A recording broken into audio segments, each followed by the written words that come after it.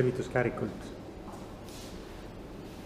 Tahan pöörduda naiste poole ja öelda naistele seda, et naised pööraksid rohkem tähelepanu enda meeste tervisele. Mehed on praeguses Eestis ja Euroopas üldse väga suure riski all, sest mehed on kandmas endas seda suurt töö rabamiskoormust ja just mehed on praegu need, kes kõige rohkem on haavatavad selle kaasaja söögi, mürgisöögi ja kurnatuse, depressiooni poolt. Alles oli meil see, et kirjutati uudistes, et tunti kaasa 3 viimati lahkunud näitlejale. Oli siis Kalju Komissarov, Mikiver ja nüüd läks Lembit Ursak. Kaastunnet on hea avaldada, kuid paraku see kaastunne ei säilita neid mehi, kes praegu järgi on ja kes tegelikult on täpselt sama suures ohus, on kõndimas mööda kirstuääri ja igal hetkel on võimalus, et nad kukuvad kirstu.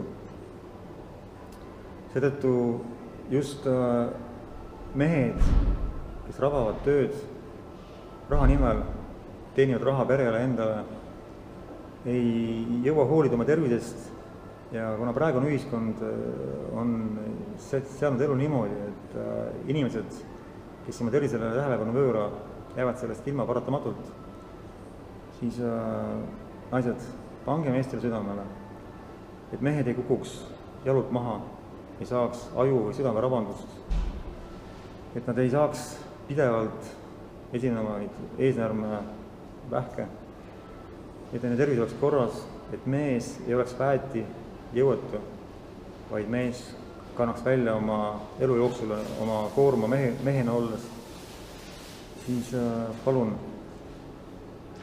teie naised, kes te uurite rohkem tervisevaldkondi, teate rohkem toitumisasju, tehke meestele ise neid toite, pakkuge meestele neid puhastusi, õpetage mehed vett jooma kõige muu asemel ja tehke kodus kõik selleks, et mees tunneks ennast kodus kuningana.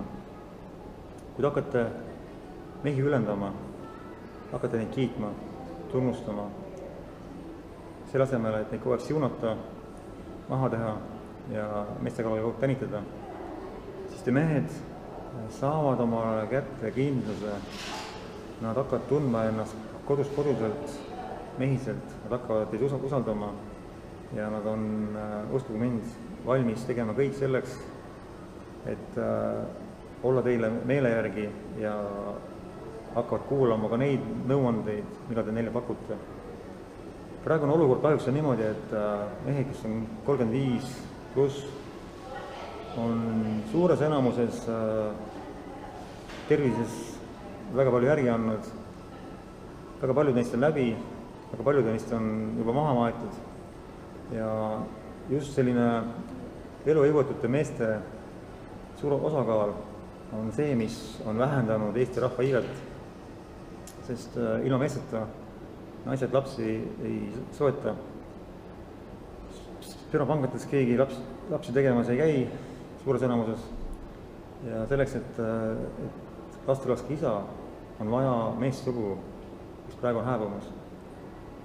Hoidke meestel silma peal, tõmmake nad ära poest kotleti makaroni söögi pealt, tõmmake nad käest ära õllepudelid, Coca-Colad, purksid, tõmmake nad suust ära suitsud ja piibud ja selle asemel, et mehed leiaksid neist lohutust, lohutage mehi ise, hoidke ja koputage neid, sest kodu on meestel nagu tagala ja kui mees tuleb koju lahingust, elulahingust, kus ta käib, võitleb ühiskonnaga, võitleb selle konkurentsiga, et tuua koju edu ja naastes sellest ühiskondlikust lahingust koju tahab mees tunda tagalast toetust, hellust, lugupidamist.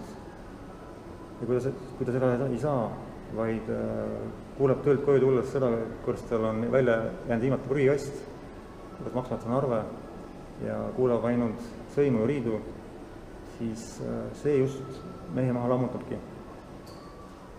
meeste tervis on täielikult naiste kätes, sest meeste eluvägi on universumi poolt piiratud.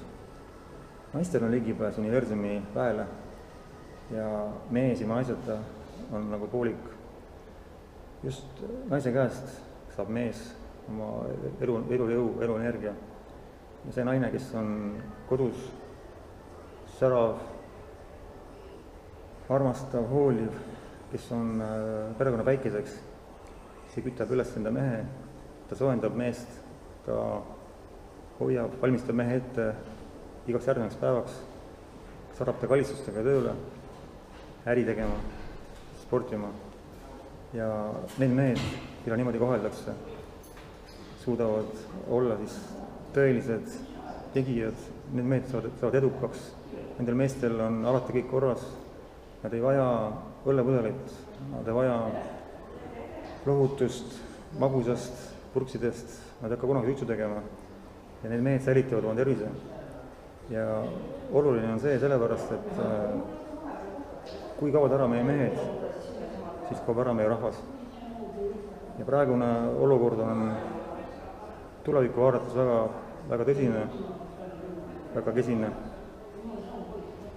Ma usun, naised, et te saite siit minu sõnadest, minu pöördumisest väga palju indu hoolida enda meestest, hoolida nendest, kes tegelikkuses hoiavad koos perekonna eelarvet, loovad perele kodu ja tegelikkuses, keda vajab meie Eestimaa, vajab iga perekond, vajab iga laps. ja kui naine on ise naiselik ja suudab mees välja tuua mehelikkuse, siis just mehelik mees, terve elujõuline mees on eeskujuks igale lapsele, igale kodus sirgule, noorele mehele, pojale ja tütrele. ja eks elu tõde on see, et naine suudab nokkida oma mehe pudelisse nagu kana, kui suudab kullina anda oma kullipaarile, oma isast kullile nii palju tuult tiibadesse, et tõuseb kõrgele kõrgustesse ja saab edukaks. naised, hoolige meestest, hoidke neid, hoidke meeste tervist ja armastage neid. ja veel, selleks, et mees saaks terveks, et mees saaks tagasi oma eluväe, selleks on vaja mehega tegeleda ja kui te tahate oma katkist meest terveks saada, siis teadke, kõik on võimalik. Ärge uskuge neid, kes ütlevad, et kõik on möödunud, et midagi enam teha ei saa. Sest tegelikkuses, kui õpetada mees vett jooma, õiget loomulikku vett, mitte veelaadset ollust, õpetada mees ennast puhastama seespidiselt, puhastama ennast mürkidest, mida nad iga päev sisse söövad, puhastada parasiitidest, mida enamus ei tunnista, hakata tühja söögi asemel toituma vitamiinide rikkast, mineraalide rikkast toidust, saades loomulikke aminohappeid, siis hakates tervist kaitsma vabade radikaalide ulatusliku elektromagnetkiirguse eest, saame me mehe uuesti terveks, me koos saame. Et seega, kui te tahate nõu saada, kui ta kodus on katkine mees, kes istub pudelis, kes on jõuetuks ennast suitsetanud, söönud, siis kui te olete kaotanud lootuse, teid pole aidanud arstid, erinevad ravitsejad, jutumärkides ravitsejad, siis olen olemas. Kirjutage mulle, helistage, saame kokku, kuulame üle teie mured, räägime teie mehega, uskuge mind, mehed saavad korda. Me hakkame mehi kaitsma, säilitama ja Eestimaa hakkab mehi taas hoidma. Nägemist. Olge head, olge terved. Armastage mehi. Nägemiseni.